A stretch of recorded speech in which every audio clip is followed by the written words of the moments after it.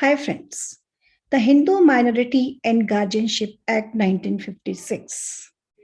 It is an act that has been enforced with the intent to consolidate and amend the law relating to guardian and wards.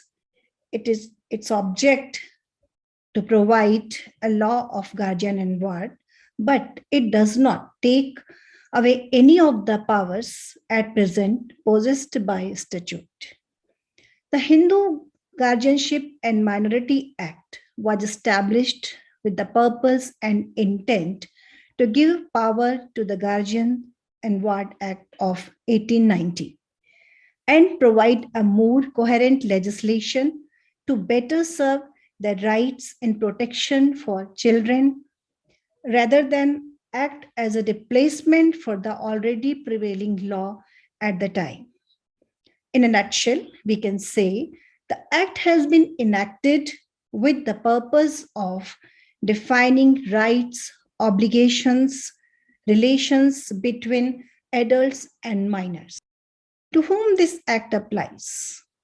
It must be noted that Guardian and Wards Act 1890 is a secular act which applies to every citizen and community of India, while Hindu Minority Guardianship and Minority Act is applicable only to followers of Hinduism and its subset thereof, such as Jains, Buddhists, Sikhs, Lingayat, Arya Samaj, follower of Brahmo Samaj, and Pratna Samaj. People belonging to other religious communities, such as Muslims, Parsis, and Christians, are not covered with the scope of this law.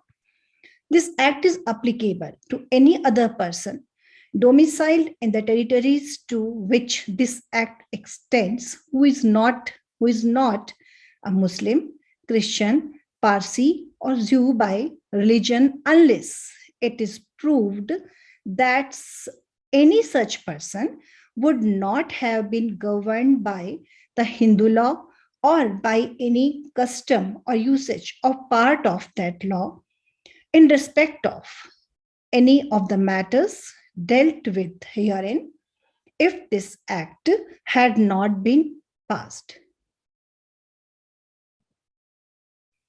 Now, who can be a guardian? When we talk about this act, so first word comes guardian. So who can be a guardian under the Hindu Minority and Guardianship Act? Everybody can't be guardian. Section 6 of India's this Hindu Minority and Guardianship Act provides that the natural guardian of a Hindu minor boy or an unmarried girl is the father, and the only after him the mother. It also provides that the guardian of a married minor girl is her husband. Under this act, I'm not repeating again the name of the act. Under this act, testamentary power of appointing a guardian has now been conferred on both parents. The father may appoint a testamentary guardian, but if mother survives him, his testamentary appointment will be ineffective and the mother will be the natural guardian. A guardian is defined under section 4B of the act means a person taking care of the minor physically or of his property or both things, both him and his property, and includes the following: natural guardian, father, mother, and husband. The person who is a guardian, father, mother, or husband, whomsoever, has to take care of the minor and his property, both things. Not only individual or not only any minor's property. What is the guardianship under the family law?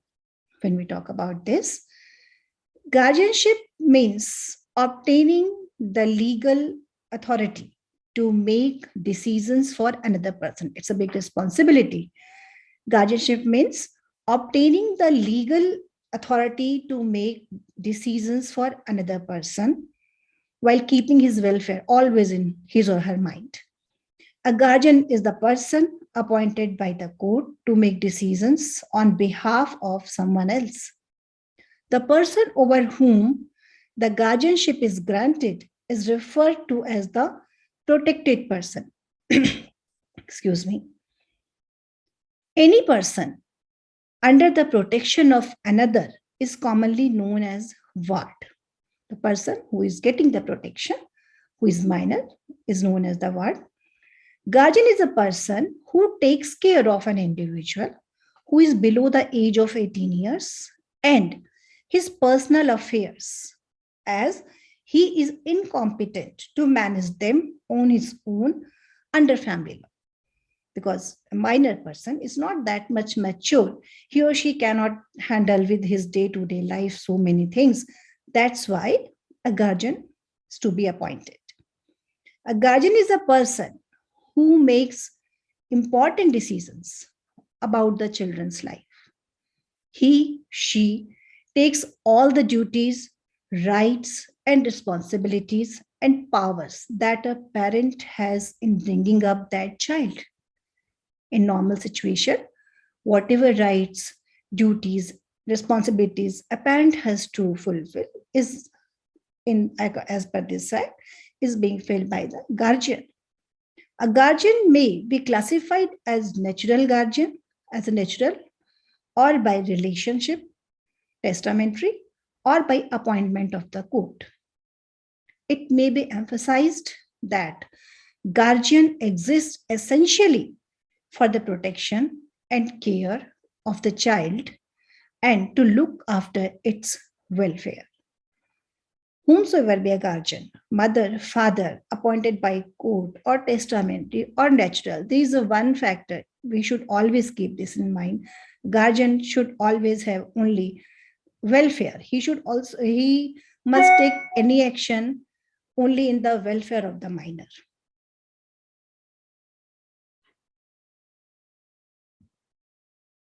Who are guardians and what are his rights? He or she, anyone, takes all duties, rights, and responsibilities and powers that a parent has in bringing up the child. A guardian may be classified as natural or by relationship or by appointment of the court, as I explained in my previous slide also. They may be, but either natural guardian, testamentary, appointed by court, rights will be same. A guardian has the following rights. Rights will not differ as per the testamentary or the appointed by court or the natural guardian, whomsoever the guardian. Rights will be same. First, right to custody. Second, right to determine the religion of the child. Right to education. Right to control movement, because he has to shape his or her future. Right to reasonable chastisement. Reasonable, not in excess. This is a very important thing to keep in mind. Represent the minor in litigations in case he or she faces such type of any unpleasant condition. So in that situation, guardian has to represent the minor in litigations, get compensation for legal expenses from minor's property. He has this right also. Sue the minor after he attains majority to recover expenses on his necessities. If a guardian face such condition, he can sue the minor for getting his expenses also. And refer matters to arbitration if it is in the best interest of minor. If a guardian feels that it can be in welfare of a minor, he or she can refer the matters to the arbitration also. So these are few rights of guardian, but these will be equal for every guardian, appointed by court, testamentary, or natural. Guardianship under Hindu law.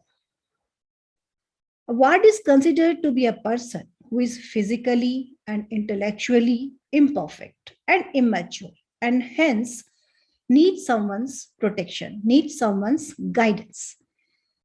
Section 6 to 9 deals with the concept of various types of guardians under the Hindu law and what are the various rights and duties that are present in the guardian and what are his liabilities and restrictions. Section 6 to 9 explains about all these things. There are certain cases under which the guardianship of the child is given to either of the parents. I would like to tell a few cases, like case 1. If the couple has either a boy or an unmarried girl legitimate, then the first guardian would be the father. And after the father will be guardianship will be taken by mother. Mother will be the guardian. But in case of a child who is less than 5 years of age, the custody of the child would always be with the mother, unless the father, after his death, has appointed someone else as the guardian of the minor child. Case 2. If the couple has an illegitimate boy or girl, then the first guardian of the child is the mother. And after mother, guardian is the father, unless the mother, after her death, has appointed a person to be the natural guardian of the minor child. In that case only, otherwise it's natural. In first case, after the death of father, mother will be the guardian. In second case, after mother, father will be the guardian. In case 3, if the couple have a daughter and she is married, then the guardian of the married daughter will be her husband.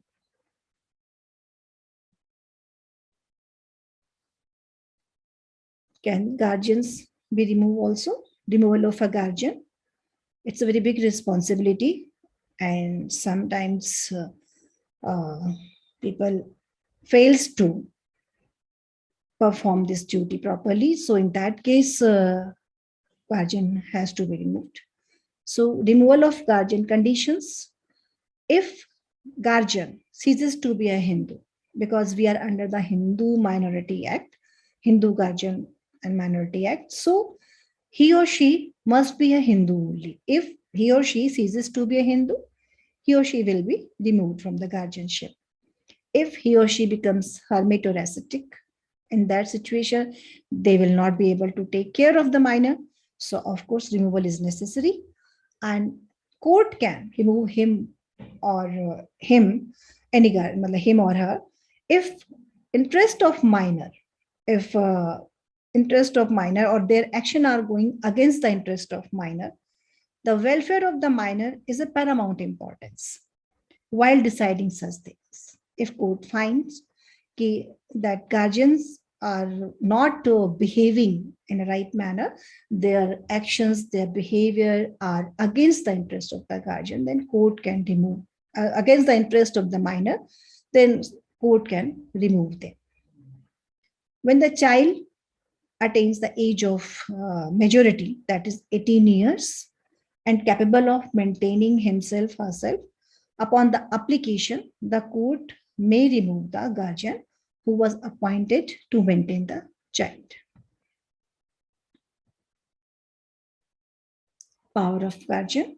The natural guardian of a Hindu minor has power subject to the provision of this section to do all acts which are necessary or reasonable and proper for benefit of the minor or for the realization, protection, or benefit of the minor's state. Section 8, subsection 2 provides the natural guardian shall not, without the previous permission of the court, mortgage or charge or transfer by sale, gift, exchange, or otherwise any part of the immovable property of the minor. According to section 9, subsection 5, a testamentary guardian has the same power as the natural guardian and can exercise all the powers that were vested in the natural guardian. Only restriction to his exercise of power will be derived from the will made by the natural guardian and by what is prescribed in the act. Otherwise, both guardian will have the same powers. Three types of guardian we have discussed in our previous slides also while describing the other things. So there are three types of guardian: natural guardian, testamentary guardian, and a guardian appointed by court. Both the parents may jointly, or in the event of the absence of one due to death, divorce, legal separation, desertion, or conviction, may singly apply for guardianship of their or as of the case may be his ward beyond the age of 18 years. Under Section 6 of the Hindu Minority and Guardianship Act 1956, the natural guardianship is of a legitimate child waits in the father. A mother can be natural guardian of her illegitimate children, but when it comes to her children begotten from a marriage, she can be their natural guardian only after the father. A Hindu father entitled to act as a natural guardian of his minor legitimate children may by will appoint a guardian for any of them in respect of the minor's person or in respect of the minor's property or in respect of the both. I'm just repeating. A Hindu father entitled to act as the natural guardian of his minor legitimate children may by will appoint a guardian for any of them in respect of the minor's person or in respect of the minor's property in respect of both. Natural guardianship of adopted son. The natural guardianship of an adopted son who is a minor passes an adoption to the adoptive father and after him the adoptive mother. Means adoptive father and mother also have the same right as the natural guardian. So if someone adopts, so first they're adopting his son, so natural guardian will be father. After father, his or her mother will be the natural guardian. Now we come to few case laws. Indian Council Social Welfare versus State of AP. In this case, the issue of adoption of Indian children by foreign couples was taken up. It's a very important thing. The court held that the procedure to be gone through before any guardianship certificate was issued by family or district court must be strict and adequate in nature, must be very particular. Process of all applications regarding grant of guardianship certificates and sending of children to their appointed guardians abroad was stopped by State Child Welfare Department in view of ongoing investigation in that present case. It was held in the court that since there were no allegations of malpractice against the petitioner organizations, there was no impediment in sending children in relation to whom guardianship certificates had already been issued by the appropriate courts and who were in the custody of petitioner organizations to their appointed foreign guardians.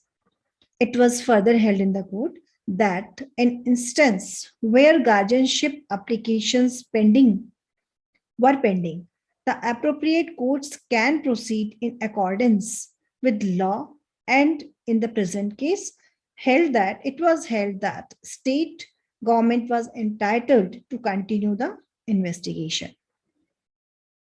Another landmark judgment, Rokshan Sharma versus Arun Sharma. Sorry.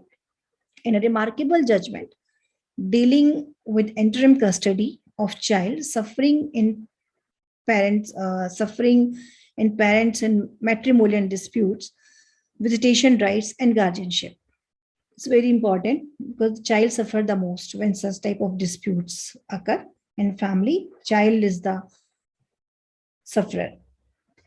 The two judges bench of Supreme Court laid down various propositions of law while awarding the interim custody till final disposal by the trial court to the mother.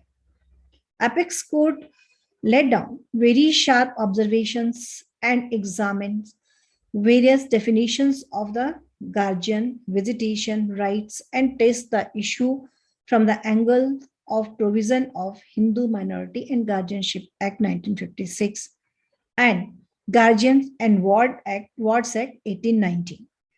In a custody battle between these estranged parents, a minor child who has not completed 5 years of age shall be allowed to remain with the mother. The Supreme Court has ruled saying that in such cases, child should not be treated as a chattel. The court said that under Hindu Minority and Guardianship Act, a father can be guardian of the property of the minor child, but not the guardian of his person if child is less than 5 years old. So this is a difference of that court held in this judgment, that if child is a minor less than 5 years, so father can be a guardian of minor child's property, but for in person, child's guardian will be only his or her mother if child is less than 5 years. While keeping the welfare of child, court held this thing.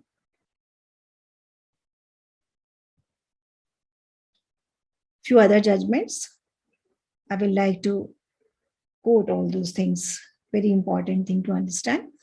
Gaurav Nagpal versus Sumedha Nagpal. Court held in this matter that the principle in relation to the custody of a minor child are well settled.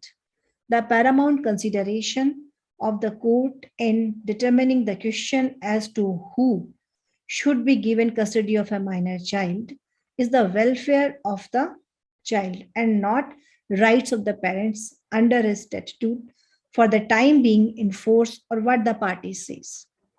The court has to give due weightage to the child's ordinary contentment, health, education, intellectual development, and favorable surroundings. But over the above, physical comforts, the moral and the ethical values have also to be noted. They are equal, if not more important than the others. Mature thinking is indeed necessary in such a situation. When the court is confronted with conflicting demand made by the parents, each time it has to justify the demand. The court has not only to look at the issue on issue on the legalistic basis. In such matters, human angles are also relevant for deciding the issues. The object and purpose of this act of 1890 Act, not this act, of 1890 Act is not merely physical custody of the minor, but due protection of the rights of one's health, maintenance, and education. The power and duty of the court under the act is the welfare of the minor.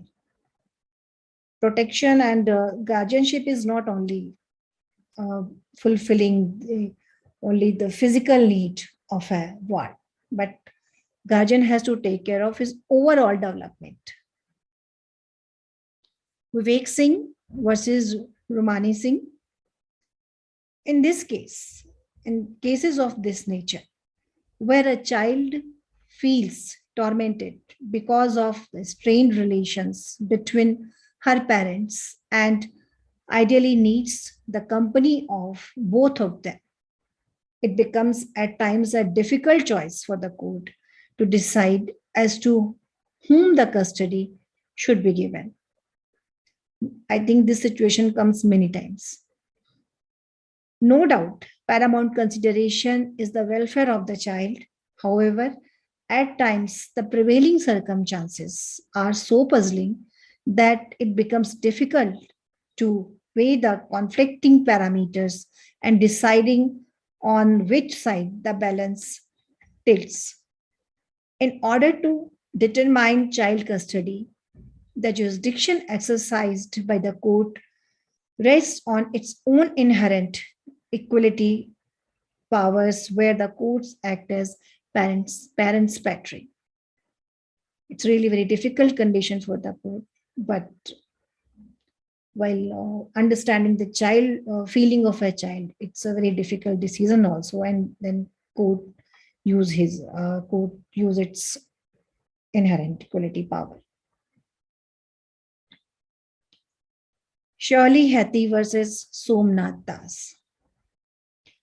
In this case, the apex court held that the purpose and object of guardianship and ward acts, Guardians and Ward Act 1890, is not mere physical custody of minor, but due protection of ward's health, maintenance, and education as well. The power and duty of court under this act should be welfare of minor. The word welfare must be taken in its widest sense. It should not be restricted to few needs, few words.